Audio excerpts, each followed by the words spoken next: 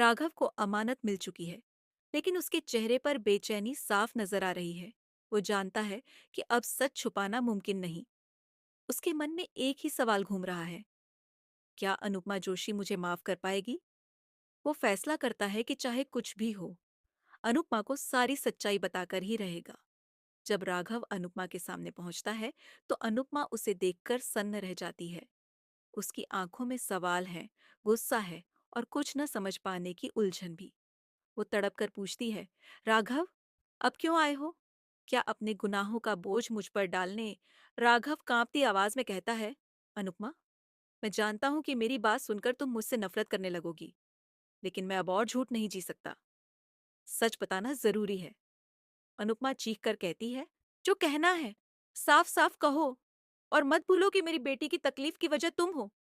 आखिरकार राघव हिम्मत जुटाकर सच उगल देता है, तुम्हारी बेटी पर जो हमला हुआ था वो मुझसे हुआ। ये सुनते ही अनुपमा के पैरों तले जमीन खिस जाती है।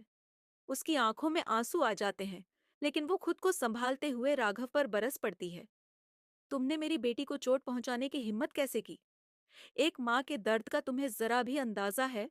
राघव सफाई देने की कोशिश करता है।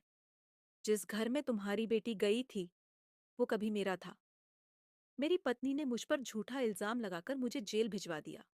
जब मैं जेल से बाहर आया, तो लगा कि वो घर मेरी पत्नी ने फिर से अपना लिया है। बदले की आग में मैंने वो भयानक गलती कर दी। अनुपमा गुस्से में कहती है, गलती? राघव, ये गलती नहीं, एक गुनाह है, और गुनाहों की सजा मिलनी तय है। राघव गिड़गिड़ाने लगता है, मैं बहुत शर्मिंदा हूं। अनुपमा, मैंने अपनी गलती मान ली है। प्लीज, मुझे माफ कर दो। लेकिन अनुपमा बिना रुके जवाब देती है, माफी?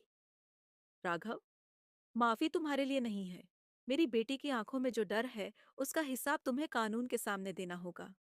और फिर कहानी लेती है एक और बड़ा मोड़। पुलिस आ जाती है और राघव को गिरफ्तार कर लिया जाता है। अब सवाल ये है, क्या राघव को उसके गुनाहों की सजा मिलेगी? क्या अनुपमा और उसकी बेटी इस हादसे से उबर पाएंगी? अपनी राय हमें कमेंट में जरूर बताएं।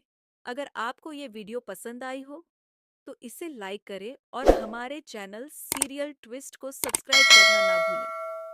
Thanks for watching.